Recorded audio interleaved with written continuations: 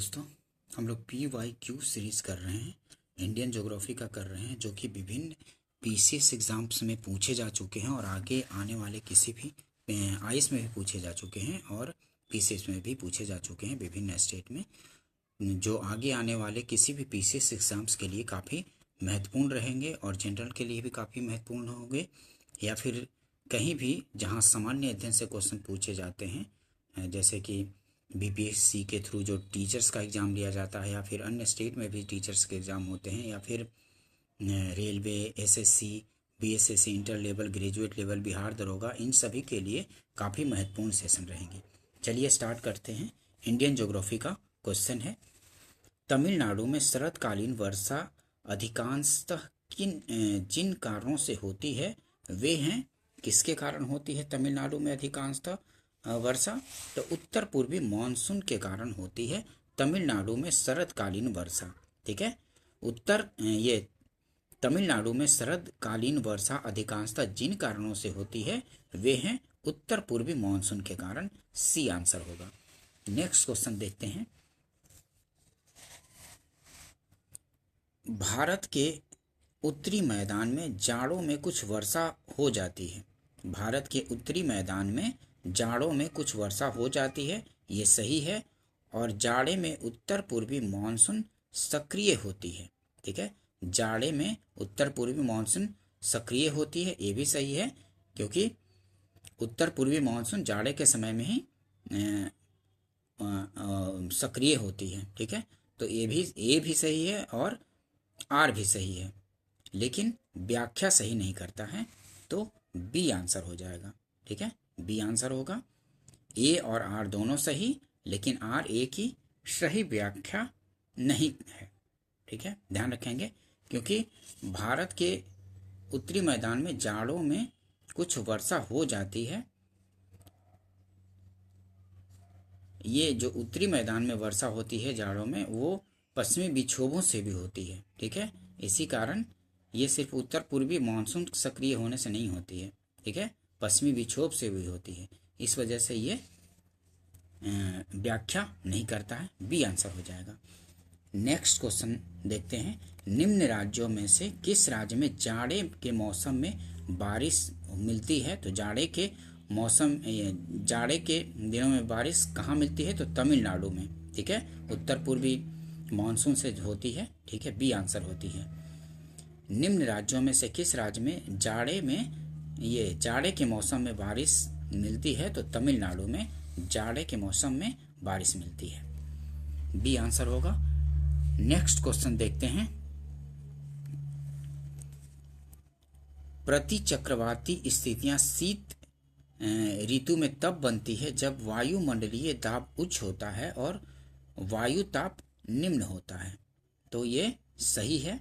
ठीक है, प्रति चक्रवाती स्थितियां शीत ऋतु में तब बनती हैं जब वायुमंडलीय दाब उच्च होता है और वायु ताप निम्न होता है। ठीक है, ये सही है।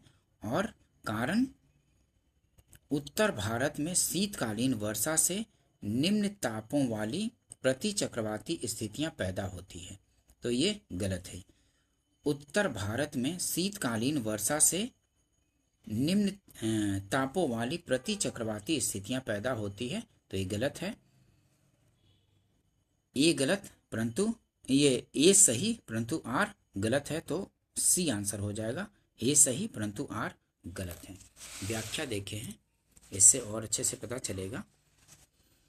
उत्तर भारत में शीतकालीन वर्षा पश्चिमी विक्षोभ के कारण होती है। भारत में पहले से ही प्रति चक्रवाती दशा मौजूद रहती है, उसका शीतकाल की वर्षा से संबंध नहीं होता है। प्रति चक्रवाती स्थितियां शीत ऋतु में तब बनती हैं जब वायुमंडलीय दाब उच्च होता है और वायु ताप निम्न होता है। ठीक है, ध्यान रखेंगे। तो कथन ए सही परंतु आर गलत है, ध्यान रखेंगे। उत्तर भारत में शीतकालीन वर्षा पश्चिमी विक्षोभ के कारण होती है। भारत में पहले से ही प्रति चक्रवाती दशा मौजूद रहती है, उसका शीतकाल की वर्षा से संबंध नहीं होता है। प्रति चक्रवाती स्थितियां शीत ऋतु में तब बनती है जब वायुमंडलीय दाब उच्च होता है और वायु ताप निम्न होता है। ध्यान रखेंगे।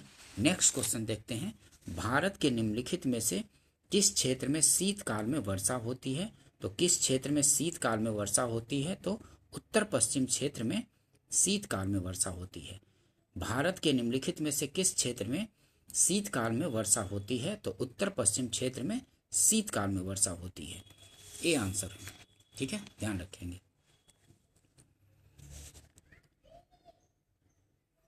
नेक्स्ट क्वेश्चन देखते हैं, ये प्राकृतिक आपदाएं से संबंधित क्वेश्चन, इससे भी काफी क्वेश्चन पूछे जाते हैं। सन 2000 की सुनामी द्वारा भारत के निम्न तटों में से कौन सर्वाधिक दुष्प्रभावित हुआ था? तो कौन सा तट सर्वाधिक दुष्प्रभावित हुआ था? तो कोरोमंडल तट जो है सर्वाधिक दुष्प्रभावित हुआ था 2004 के सुनामी से। 2004 के सुनामी द्वारा भारत के निम्न तटों में से कौन सर्वाधिक दुष्प्रभावित हुआ था? तो कोरोमंडल तट जो है सर्वाधिक दुष्प्रभावित हुआ था। ये प्रायद्वीपीय भारत है, देखिए प्रायद्वीपीय भारत, तो ये जो है ये कोरोमंडल तट है, तो यही सबसे ज्यादा प्रभावित हुआ था। भारत में सुनामी वार्निंग सेंटर अवस्थित है, तो कहाँ पे? हैदराबाद में अवस्थित है भारत में सुनामी वार्निंग सेंटर, ठीक है, सुनामी वार्निंग सेंटर अवस्थित है हैदराबाद में। सी आंसर हो जाएगा। नेक्स्ट क्वेश्चन देखते हैं, भारतीय मौसम विज्ञान विभाग स्थापित है, तो नई दिल्ली में स्थापित है।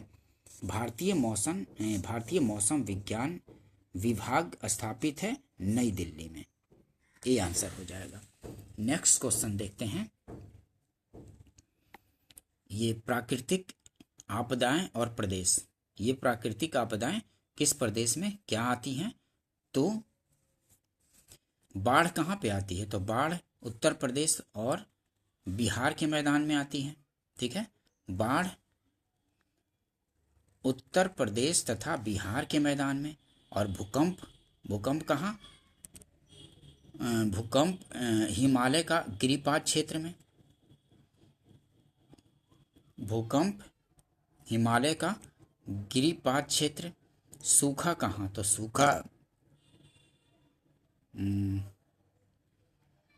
सूखा मध्य पूर्वी भारत में, सूखा मध्य पूर्वी भारत में। और चक्रवात कहाँ पे? तो चक्रवात झारखंड तथा उत्तरी उड़ीसा वाला एरिया में।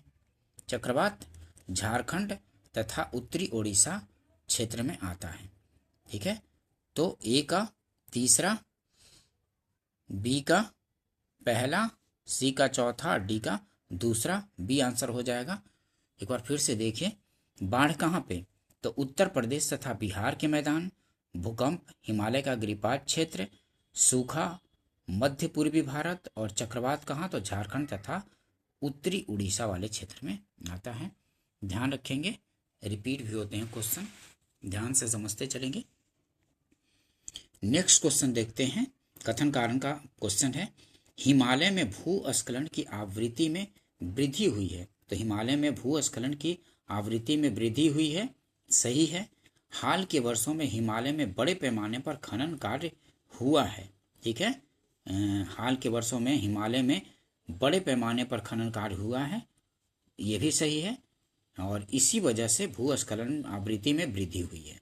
तो कथन और कारण दोनों सही है और सही व्याख्या भी करता है, ठीक है, ध्यान रखेंगे। एक बार फिर से देख लीजिए, हिमालय में भूस्खलन की आवृत्ति में वृद्धि हुई है, सही है। क्यों? तो हाल के वर्षों में हिमालय में बड़े पैमाने पर खनन कार्य हुआ है, इस वजह से। तो दोनों सही है और सही व्याख्या भी करता है।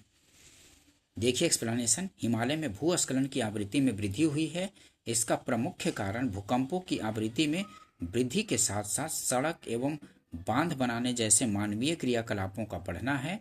यहाँ सड़क, बांध निर्माण तथा खनिज के लिए बड़े पैमाने पर खनन कार्य किए गए हैं, इनके कारण हिमालय में भूस्खलन की आवृत्ति में वृद्धि हुई है, ठीक है। मानवीय हस्तक्षेप बढ़ा है, इस वजह से ये भूस्खलन की आवृत्ति में वृद्धि हुई है। सड़क बनना, चाहे बांध बनना, या फिर और पर्यटन वगैरह के लिए कुछ विकास होते रहते हैं, इस वजह से। नेक्स्ट क्वेश्चन देखते हैं, बंगाल की खाड़ी के तटवर्ती क्षेत्रों में, बंगाल की खाड़ी के तटवर्ती क्षेत्रों में चक्रवात क्यों अधिक आते हैं? तो बंगाल की खाड़ी में अधिक गर्मी के कारण आते हैं। ठीक है, बंगाल की खाड़ी के तटवर्ती क्षेत्रों में चक्रवात क्यों अधिक आते हैं? तो बंगाल की खाड़ी में अधिक गर्मी के कारण, ये आंसर हो जाएगा। ठीक है, बंगाल की खाड़ी के तटवर्ती क्षेत्रों में चक्रवात क्यों अधिक आते हैं? तो बंगाल की खाड़ी में अधिक गर्मी के कारण। ध्यान रखेंगे, काफ़ी बार क्वेश्चन रिपीट होते हैं। नेक्स्ट क्वेश्चन देखते हैं। पश्चिमी घाट की तुलना में पूर्वी तट चक्रवातों द्वारा अधिक प्रभावित है। सही है। ठीक है, पश्चिमी तट की तुलना में पूर्वी तट चक्रवातों द्वारा अधिक प्रभावित है। सही है। भारत का पूर्वी तट उत्तर पूर्वी व्यापारिक हवाओं की मेखला में पड़ता है। भारत का जो पूर्वी तट है उत्तर पूर्वी व्यापारिक हवाओं की मेखला में पड़ता है, ये भी सही है। ठीक है, तो ये दोनों सही है लेकिन व्याख्या सही नहीं करता है, तो बी आंसर हो जाएगा। ए और आर दोनों सही, परंतु आर ए की सही व्याख्या नहीं है। ठीक है, पश्चिमी तट की तुलना में पूर्वी तट चक्रवातों द्वारा अधिक प्रभावित है। भारत का पूर्वी तट उत्तर पूर्वी व्यापारिक हवाओं की मेखला में पड़ता है। ध्यान रखेंगे। देखिए एक्सप्लेनेशन, इससे और अच्छे से समझ में आएगा।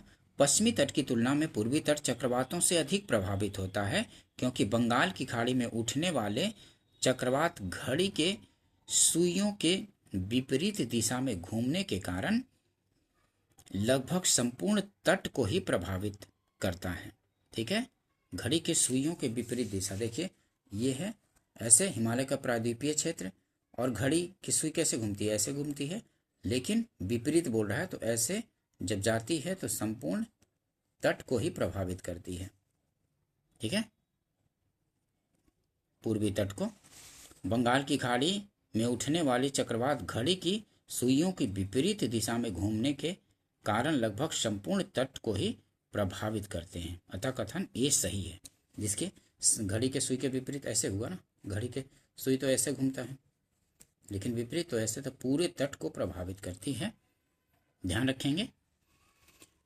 भारत का पूर्वी तट उत्तर पूर्व व्यापारिक हवाओं की मेखला में स्थित है। ये भी ध्यान रखेंगे कि भारत का पूर्वी तट उत्तर पूर्वी व्यापारिक हवाओं की मेखला में स्थित है।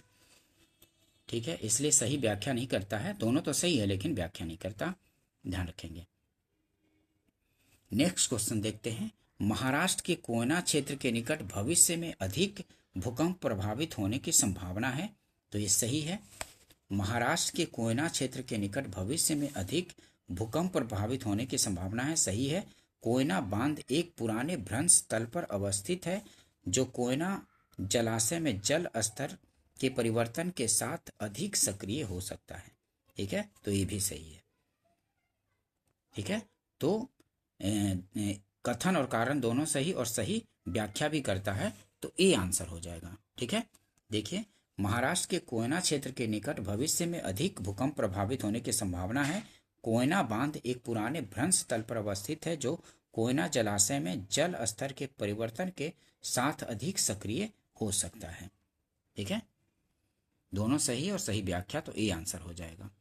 देखिए एक्सप्लेनेशन। भूगर्भ विज्ञानियों के अनुसार कोयना बांध के नीचे का भ्रंश जोन जलाशय के जल भराव के कारण निरंतर कमजोर हो रहा है और इससे कोयना क्षेत्र में निकट भविष्य में अधिक भूकंप आने की आशंका है।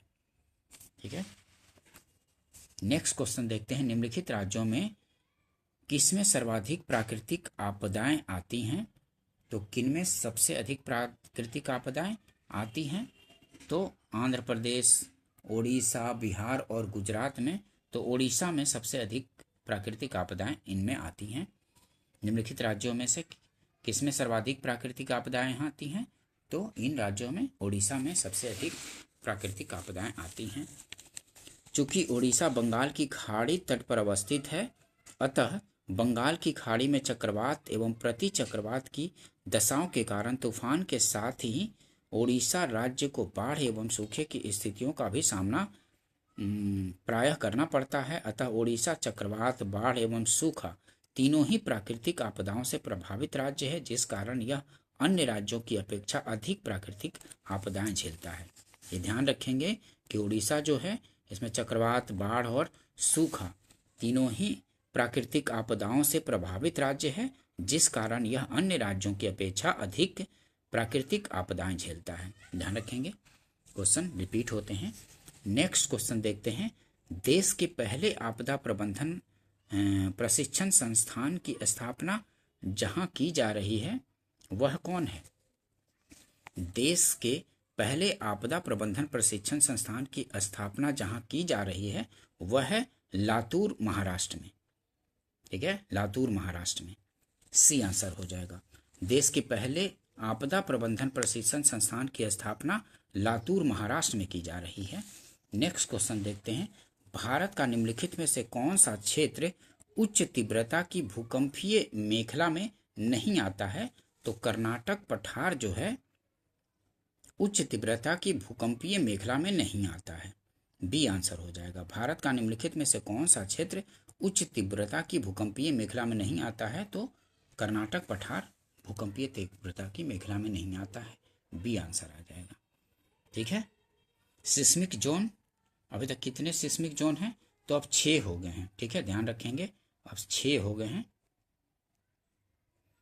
पूरा जो हिमालय क्षेत्र वो अब 6ठे जोन में आता है, 6 जोन में। ठीक है, मतलब अति प्रचंड तीव्रता वाले क्षेत्र में अब हिमालय वाला एरिया जो ऐसे फैला हुआ है पूरा हिमालय, वो 6 जोन में आता है, सिस्मिक जोन 6 में। कितने कितने कौन कौन से हैं? 2, 3, 4, 5 और 6। ठीक है, इस तरह से बटे हुए हैं।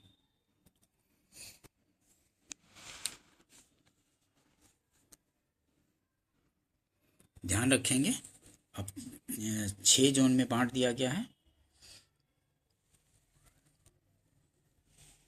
पूरा हिमालय 6 जोन में आता है। ठीक है। भारत को कितने भूकंपीय जोखिम अंचलों में विभाजित किया गया है? तो अब कितने में? तो 6 जोन में विभाजित कर दिया गया है। ठीक है, 6 जोन में।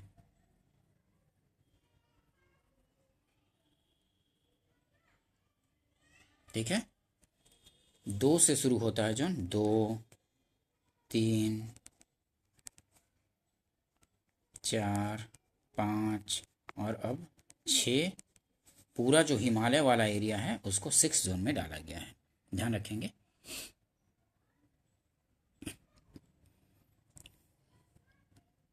निम्नलिखित में से कौन सही सुमेलित नहीं है? विकल्प ए एवं बी दोनों सुमेलित नहीं है। भुज 4 और हैदराबाद 1 ये दोनों नहीं सुमेलित है। श्रीनगर 5, चेन्नई 2। ठीक है, ध्यान रखेंगे। नेक्स्ट क्वेश्चन देखते हैं। पिछले 2 दशकों में उत्तर भारतीय मैदानों में बाढ़ की बारंबारता बढ़ गई है। पिछले 2 दशकों में उत्तर भारतीय मैदानों में बाढ़ की बारंबारता, फ्रीक्वेंसी ऑफ फ्लड बढ़ गई है। और कारण क्या है? गाद के निक्षेपण, डिपोजिशन ऑफ सिल्ट के कारण नदी घाटियों की गहराई में कमी हो गई है। ठीक है, तो कथन और कारण दोनों सही है। ठीक है, और व्याख्या भी करता है। ठीक है, पिछले 2 दशकों में उत्तर भारतीय मैदानों में बाढ़ की बारंबारता बढ़ गई है। गाद के निक्षेपण मतलब जो नदियाँ चलती हैं तो अपने साथ गाद, सिल्ट वगैरह लेके चलती हैं, तो घाटियों में बिछ जाती हैं और गहराई कम हो जाती है।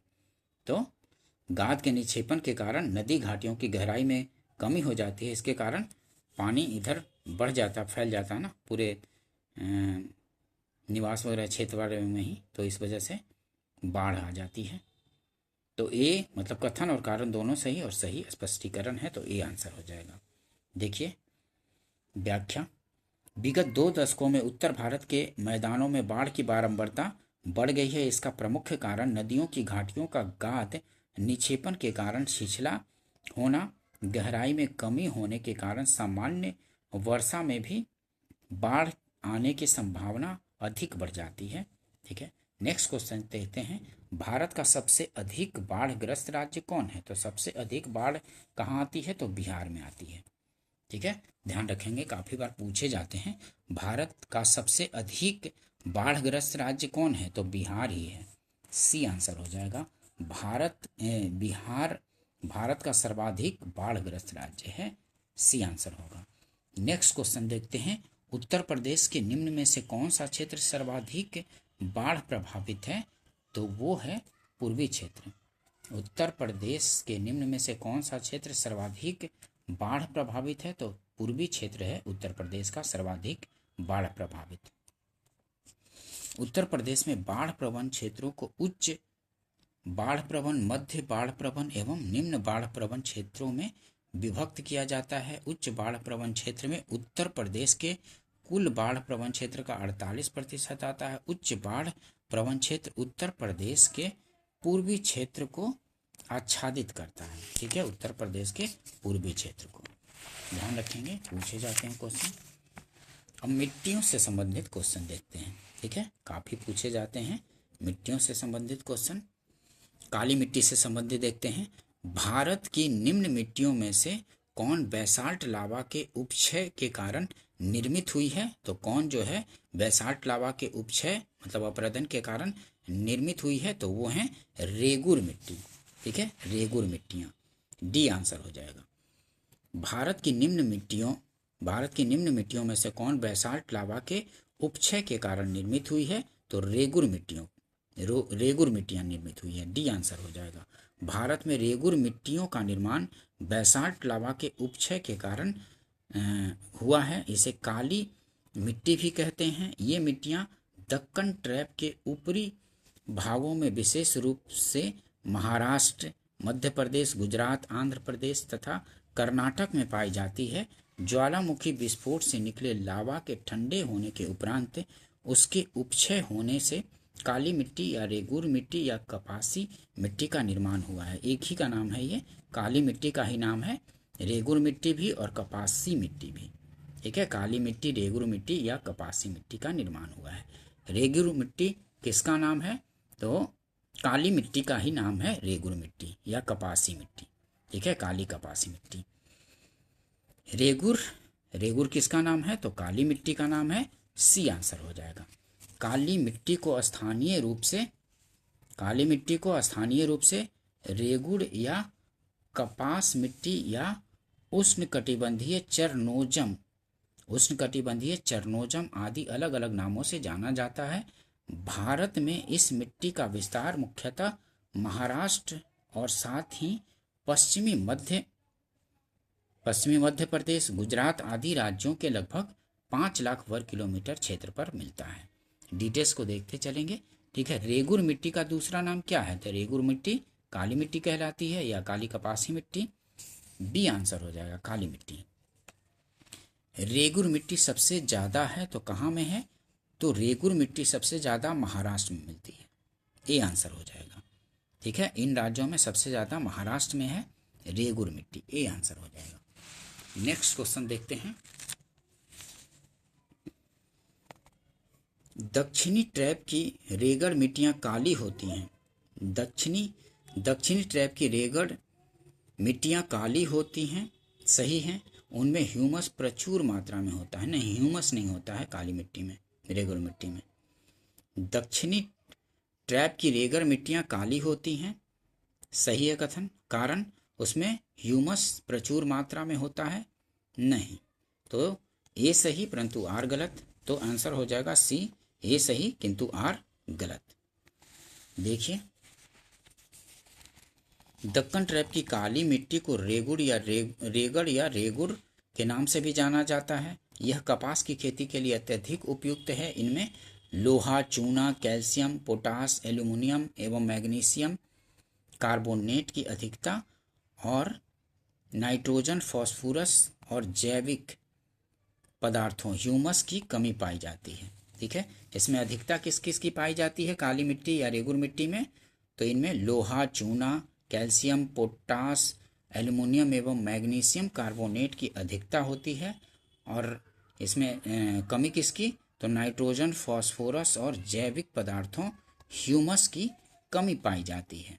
ध्यान रखेंगे, नाइट्रोजन, फास्फोरस और जैविक पदार्थों ह्यूमस की कमी पाई जाती है काली मिट्टी में, रेगुर मिट्टी में, या इसी को कपासी मिट्टी बोलते हैं, चरनोजम मिट्टी बोलते हैं। ध्यान रखेंगे, किसी भी नाम से करके पूछ लेते हैं। नेक्स्ट क्वेश्चन देखते हैं, काली मिट्टी कपास की खेती के लिए उपयुक्त है, तो ये सही बात है। उनमें जैव तत्व प्रचुर मात्रा में होता है, तो अभी आपने देखा है कि जैव तत्व प्रचुर मात्रा में नहीं होता है। जैविक पदार्थ ह्यूमस की कमी पाई जाती है, नाइट्रोजन की भी कमी, फास्फोरस की भी, जैविक पदार्थ ह्यूमस की भी कमी पाई जाती है। ठीक है, तो सी आंसर हो जाएगा, ए सही परंतु आर गलत।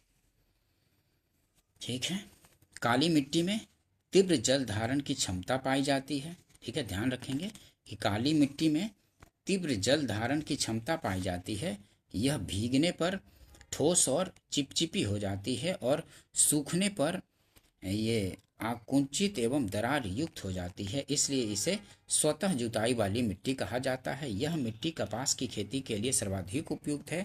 इस मिट्टी का रंग गहरा काला से हल्का काला और चेस्टनट की तरह होता है। सामान्यतः इसमें लोहा, चूना, कैल्शियम, पोटास, एल्यूमिनियम और मैग्नीशियम कार्बोनेट की प्रचुरता पाई जाती है, परंतु इसमें कमी किसकी पाई जाती है, तो नाइट्रोजन, फास्फोरस और जैव पदार्थों ह्यूमस की कमी पाई जाती है। ध्यान रखेंगे, डिटेल्स काफ़ी क्वेश्चन पूछे जाते हैं रेगुर मिट्टी से। भारत की निम्नलिखित मिट्टियों में से कपास की खेती के लिए कौन सी सर्वाधिक उपयुक्त है, तो रेगुर मिट्टी जो है कपास की खेती के लिए सर्वाधिक उपयुक्त है, तो ए आंसर हो जाएगा। नेक्स्ट क्वेश्चन देखते हैं, काली मिट्टी कपास की कृषि के लिए उपयुक्त होती है, सही है। काली मिट्टी कपास की कृषि के लिए उपयुक्त होती है, सही है। इसमें नाइट्रोजन एवं जैव पदार्थ प्रचुर मात्रा में पाए जाते हैं, नहीं, ये नहीं पाए जाते हैं। आप लोग को पता है कि इसमें नाइट्रोजन और जैव पदार्थ की कमी पाई जाती है, तो ए सही आर गलत, तो सी आंसर हो जाएगा। ठीक है, ए सही परंतु आर गलत।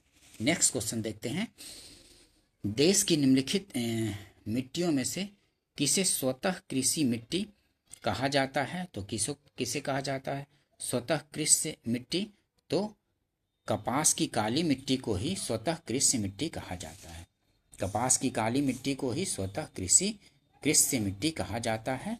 ठीक है, देश की निम्नलिखित मिट्टियों में से किसे स्वतः कृषि मिट्टी कहा जाता है, तो कपास की काली मिट्टी को ही स्वतः कृषि मिट्टी कहा जाता है। ध्यान रखेंगे, कौन सी मिट्टी कपास की खेती के लिए सबसे उपयुक्त है, तो काली मिट्टी जो है कपास की खेती के लिए सबसे उपयुक्त है। नेक्स्ट क्वेश्चन देखते हैं, लावा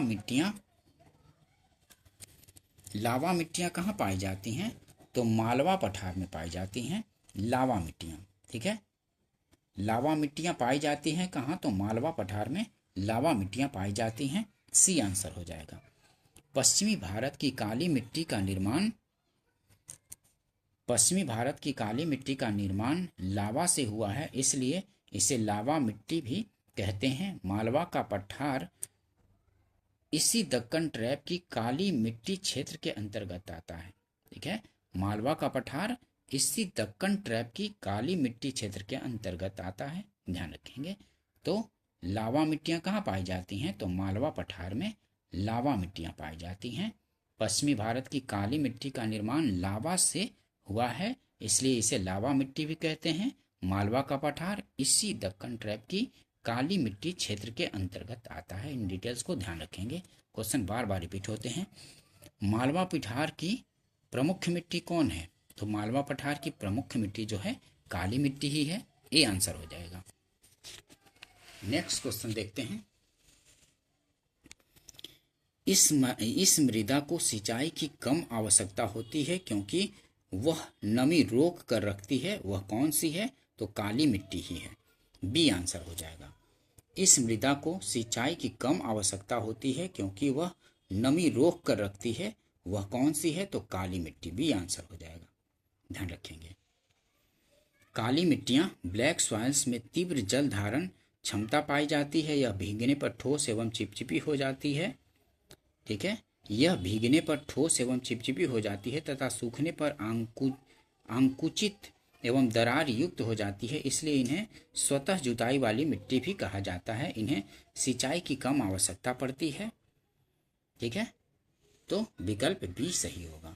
लेटेराइट मिट्टी से संबंधित क्वेश्चन देखेंगे। ठीक है, लेटेराइट मिट्टी से संबंधित क्वेश्चन, भारत में भारत की लेटेराइट मिट्टियों के बारे में निम्नलिखित में से कौन से कथन सही हैं? ठीक है, लेटेराइट मिट्टियों के बारे में कथन सही चुनना है। तो वे साधारणतः लाल रंग की होती हैं, सही हैं। लेटेराइट मिट्टियाँ लाल रंग की होती हैं, सही हैं। वे नाइट्रोजन और पोटास से समृद्ध होती हैं, नहीं, ये गलत हो गया। उनका राजस्थान और उत्तर प्रदेश में अच्छा विकास हुआ है, ये भी सही नहीं है, गलत है। इन मिट्टियों में टैपियोका और काजू की अच्छी उपज होती है, तो ये सही है। ठीक है, इन मिट्टियों में टैपियोका और काजू की अच्छी उपज होती है, तो ये भी सही है। 1 सही और 4 सही, तो 1 और 4 सी आंसर हो जाएगा, 1 और 4 सही है। डिटेल्स देखिए और अच्छे समझ में आएगा। लेटेराइट मिट्टी का लाल रंग, लेटेराइट मिट्टी का लाल रंग लोहे के ऑक्साइड के कारण होती है। ये मिट्टियाँ सामान्यतः लौह तथा एल्यूमिनियम में समृद्ध होती है। ठीक है, ये लेटेराइट मिट्टी में लौह एवं एल्यूमिनियम में समृद्ध होती है, जबकि नाइट्रोजन, पोटास, चूना तथा जैविक पदार्थों की कमी होती है। ठीक है, लेटेराइट मिट्टी में नाइट्रोजन, पोटास, चूना तथा जैविक पदार्थों की कमी होती है। इस मृदा का सर्वाधिक विकास कहाँ कहाँ? केरल, महाराष्ट्र एवं मेघालय में पाया जाता है। ये प्रायः कम उर्वरता वाली मिट्टियां हैं, किंतु उर्वरकों के प्रयोग से इनमें कपास, चावल, रागी, गन्ना, दाल, चाय, कहवा और काजू आदि की कृषि की जाती है। ध्यान रखेंगे डिटेल्स को। ठीक है, इनमें लौह एवं एल्यूमिनियम में समृद्ध होता है ये मिट्टी। ठीक है, लेकिन नाइट्रोजन, पोटास, चूना, जैविक पदार्थ की कमी होती है। इस मृदा का सर्वाधिक विकास कहाँ? केरल, महाराष्ट्र एवं मेघालय में पाया जाता है। ये प्रायः कम उर्वरता वाली मिट्टियाँ हैं, किंतु उर्वरकों के प्रयोग से इनमें कपास, चावल, रागी, गन्ना, दाल, चाय, कहवा और काजू आदि की कृषि की जाती है। नेक्स्ट क्वेश्चन देखते हैं।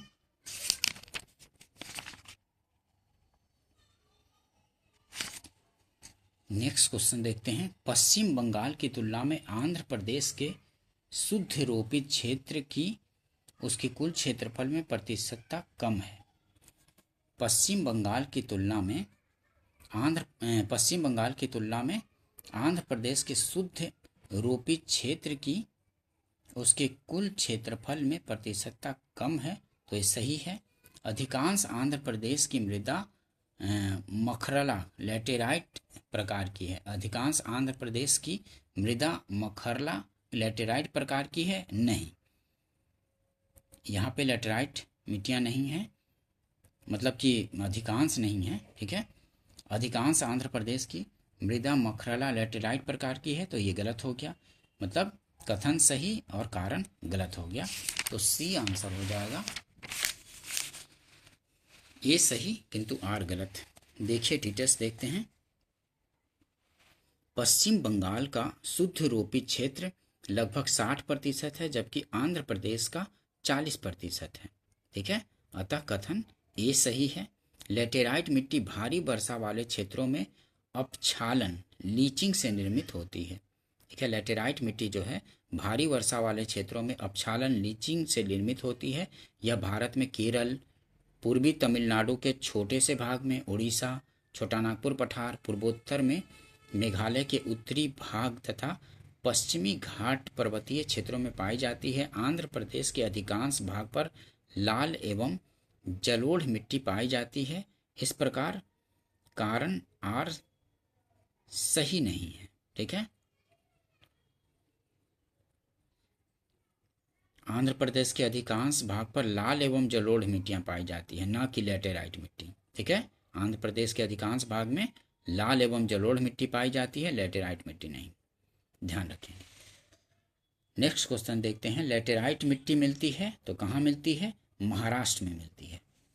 लेटेराइट मिट्टी कहाँ मिलती है? तो महाराष्ट्र में, डी आंसर हो जाएगा। उष्णकटिबंधीय भारी वर्षा के कारण होने वाली तीव्र विक्षालन क्रिया के परिणाम स्वरूप लेटेराइट मिट्टी का निर्माण हुआ है।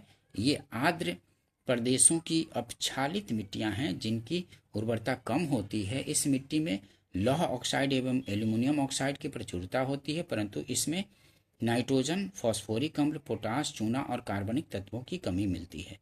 यह मिट्टी भारत के 1.26 वर्ग किलोमीटर क्षेत्र पर विस्तृत है। इसका सर्वाधिक विस्तार केरल राज्य, मालाबार तटीय प्रदेश में और इसके बाद महाराष्ट्र में है। मतलब लेटेराइट मिट्टी सबसे कहाँ मिलती है सबसे ज़्यादा? तो केरल राज्य में, मालाबार तटीय प्रदेश में और उसके बाद महाराष्ट्र में।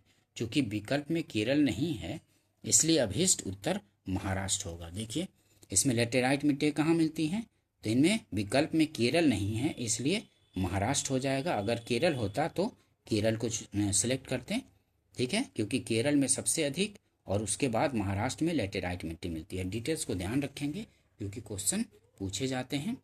ठीक है दोस्तों, अगर सेशन पसंद आया तो इसको लाइक कीजिए, अपने फ्रेंड सर्कल में शेयर भी कर दीजिए ताकि और भी इस तरह की उपयोगी वीडियो और भी सब्जेक्ट के आपके लिए लाया जाए और आपकी तैयारी और भी बेहतर हो सके। ठीक है दोस्तों, मिलते हैं नेक्स्ट वीडियो में। वीडियो देखने के लिए थैंक यू।